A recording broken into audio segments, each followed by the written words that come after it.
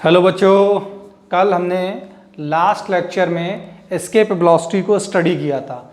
मैंने बताया था जब हम किसी बॉडी को अर्थ सरफेस से इतनी वेलोसिटी दे देते हैं कि अर्थ सरफेस से वो ऊपर की तरफ मूव करती है और ग्रेविटेशनल फील्ड को पार कर जाती है, जिसकी वजह से वो कभी वापस नहीं आती है, तो उस वेलोसिटी को हम एस्केप वेलोसिटी कहते हैं। जितना भी हमने पढ़ा है एस्केप वेलोसिटी के बारे में, उसके अनुसार अगर हम बात करें तो जो हमारे सोलर सिस्टम हैं, जितने भी प्लैनेट हैं या जितने भी नेचुरल सैटेलाइट्स हैं, उन सबकी सरफेस से एस्केप वेलोसिटी की वैल्यू अलग अलग होती है। मून पर अलग होगी, अर्थ पर अलग होगी, जुपिटर पर अलग होगी, मार्स पर अलग होगी। जितने भी हमारे प्लैनेट्स हैं, सब पर एस्केप वेलोसिटी अलग अलग होगी। एक ये भी बहुत महत्वपूर्ण कारण है मून पर एटमॉस्फेयर ना होने का। उसका कॉन्सेप्ट भी यही है कि जब हम बात करते हैं मून पर एटमॉस्फेयर नहीं है, तो मून पर एटमॉस्फेयर ना होने की वजह भी एस्केप वेलोसिटी है। वहां पर जो एटमॉस्फेयर वो एस्केप कर जाता है मून से, और इस वजह से वहां पर एटमॉस्फेयर नहीं है।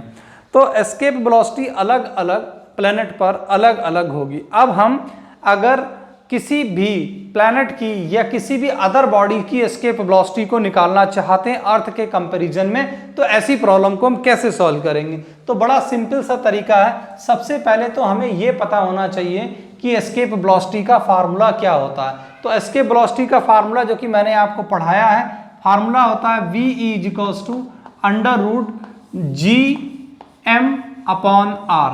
अगर कोई जितने भी प्लैनेट्स हैं हमारे, हम सब उनको स्फेरिकल बॉडीज की तरह ट्रीट करते हैं।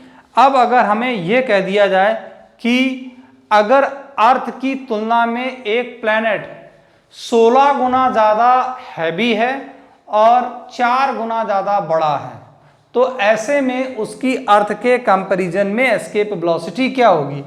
जैसा कि हम जानते हैं, अगर हम अर्थ सरफेस की बात करें, on the surface of earth, on the surface of earth, तो अर्थ के सरफेस पर जो एस्केप वेलोसिटी होती है वो होती √g, अर्थ का मास और अर्थ की रेडियस। जब हम इसको कैलकुलेट करते हैं तो न्यूमेरिकल वैल्यू लगभग हमारी आती है 11.2 किलोमीटर पर सेकेंड, इतनी आती है, जो कि हमने कैलकुलेट करी थी लास्ट लेक्चर में। नाउ अगर हमें कोई दूसरी बॉडी दी हुई है और उसका मास और उसकी रेडियस अर्थ के कंपेयर में दी हुई है, तो हम बहुत आसानी से एस्केप वेलोसिटी को निकाल सकते हैं। जैसे फॉर एग्जांपल, अगर हमसे कोई ये कहे कि एक बॉडी है स्फेरिकल बॉडी, उसका जो मास है वो अर्थ के मास का 16 गुना है, me 15 टाइम्स है, और उसकी रेडियस जो है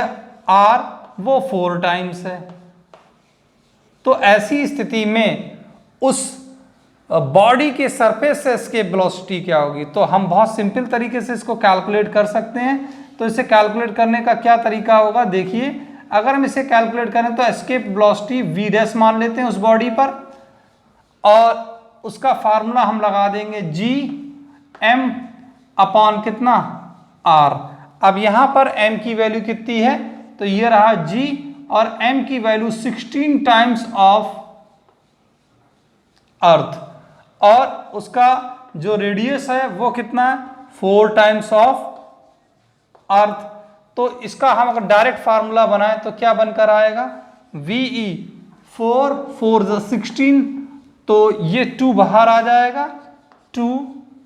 अच्छा, एस्केप वेलोसिटी की अगर हमने बात करी तो एस्केप वेलोसिटी में फार्मूले में थोड़ा सा वेरिएशन है। फार्मूला हम gm/r ना लिखकर यहाँ पर हम 2 लिखना भूल गए, तो सॉरी, इसके लिए ये 2 होगा यहाँ पर। तो दिस इज ऑल्सो 2, और यहाँ पर भी 2 होगा, और इस जगह पर भी यहाँ 2 होगा। तो ऐसी स्थिति में ये 4 16, ये 4, ये 2 बाहर आ गया। अंदर क्या बचा? अंदर बचा ये gme 2gme/re, जिसको हमने कैलकुलेट कर रखा है। वो कितना है? 11.2 किलोमीटर पर सेकेंड। तो ये आ जाएगा 2, ये रहा बाहर, और ये रहा 11.2 किलोमीटर। तो आप इसका ट्वाइस कर दीजिए किलोमीटर पर सेकेंड, तो इसका ट्वाइस कर देंगे 4 और 22, तो ये 22.4 किलोमीटर पर सेकेंड, किलोमीटर पर सेकेंड उस बॉडी पर, उस अदर बॉडी पर इसके वेलोसिटी होगी, मतलब कितनी हो जाएगी, ट्वाइस हो जाएगी। तो इस तरीके से हम इसको कैलकुलेट कर सकते हैं। अब इसी पर बेस्ड एक क्वेश्चन है, क्वेश्चन क्या है इसको समझ लेते हैं। क्वेश्चन है कि जुपिटर का जो मास है, जुपिटर हैज अ मास, हम इसको देख लेते हैं क्या है question. Jupiter has a mass 318 times of the earth and its radius is 11.2 times the earth's radius. Estimate the escape velocity of a body from the Jupiter's surface. Jupiter का मास और Jupiter का रेडियस अर्थ के comparison में दिया हुआ है। तो सबसे पहले हम क्या करते हैं, सबसे पहले हम जो है गिवन जितना भी है डेटा उसको नोट कर लेते हैं। अगर हम इसके सॉल्यूशन की बात करें तो हमें गिवन क्या क्या है उसकी बात करेंगे। हमें गिवन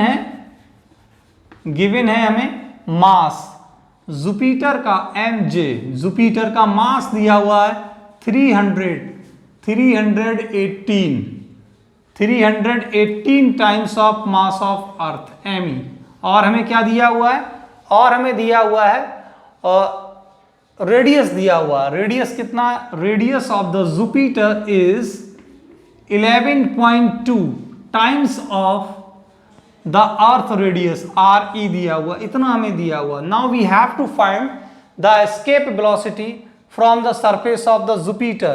तो एस्केप वेलोसिटी का फार्मूला क्या बनेगा, एस्केप वेलोसिटी, तो एस्केप वेलोसिटी का फार्मूला बनेगा यहां से ve dash is equals to under root g mass of, ये 2 जरूर लगाएं, 2 mass of Jupiter over radius of Jupiter. इसको फर्दर हम जब सॉल्व करेंगे तो ये रहा 2 ये रहा, और मास ऑफ जुपिटर कितना है, तो मास ऑफ जुपिटर है 318 times of mass of earth upon radius कितना है, रेडियस है आपका 11.2 टाइम्स ऑफ अर्थ, तो this is 11.2 into re। Now we can solve it, और ये कितना आ जाएगा इसको देख लेते हैं। ये पहले तो इसमें एक चीज और है, g की वैल्यू रहेगी, ये g हो गया। अब इसको सॉल्व करते हैं, सॉल्व करने पर क्या आएगा देखते हैं। ये पहले न्यूमेरिक वैल्यू एक तरफ लिख लेते हैं, under root 2g me over re अलग हो गया इंटू 11 इंटू 318 ओवर कितना 11.2, ये अलग लिख लिया। अब देखिए 2gme ओवर re का वैल्यू हमने 11.2 किलोमीटर निकाला हुआ है, तो ये कितना आ जाएगा, इसको हम सॉल्व कर लेते हैं। तो ये आ जाएगा, यहाँ पर अगर हम इसको सॉल्व करें तो ये वाली जो वैल्यू है दिस वन वैल्यू बिकम्स कितना 11.2 अंडर रूट कितना 318 ओवर 11.2। तो हम इसको सॉल्व कर लेंगे, जब हम इसको सॉल्व करेंगे तो हमें आंसर मिलेगा VE यानी इसके वेलोसिटी ऑन द जुपिटर 11.2 और 318 अपॉन 11.2 का जब स्क्वायर रूट निकालेंगे और इसको हम इसके साथ कैलकुलेट करेंगे तो वैल्यू हमें मिलेगी 59.7 किलोमीटर पर सेकेंड। तो ये हमें इसके वेलोसिटी मिलेगी। अब देखिएगा यहाँ पर मास जुपिटर का कितना ज़्यादा बढ़ गया था अर्थ की तुलना में 318 टाइम्स, और एस्केप वेलोसिटी का जो फार्मूला होता है मास के स्क्वायर रूट के डायरेक्टली प्रोपोर्शनल होता है। तो मास जितना ज़्यादा बढ़ेगा एस्केप वेलोसिटी भी उतनी ही बढ़ जाएगी। अर्थ का एस्केप वेलोसिटी 11.2 किलोमीटर पर सेकेंड होता है, जबकि उसी बॉडी को मार्स से प्रोजेक्टेड करें अगर तो उसकी एस्केप वेलोसिटी 59.7 किलोमीटर पर सेकेंड होगी।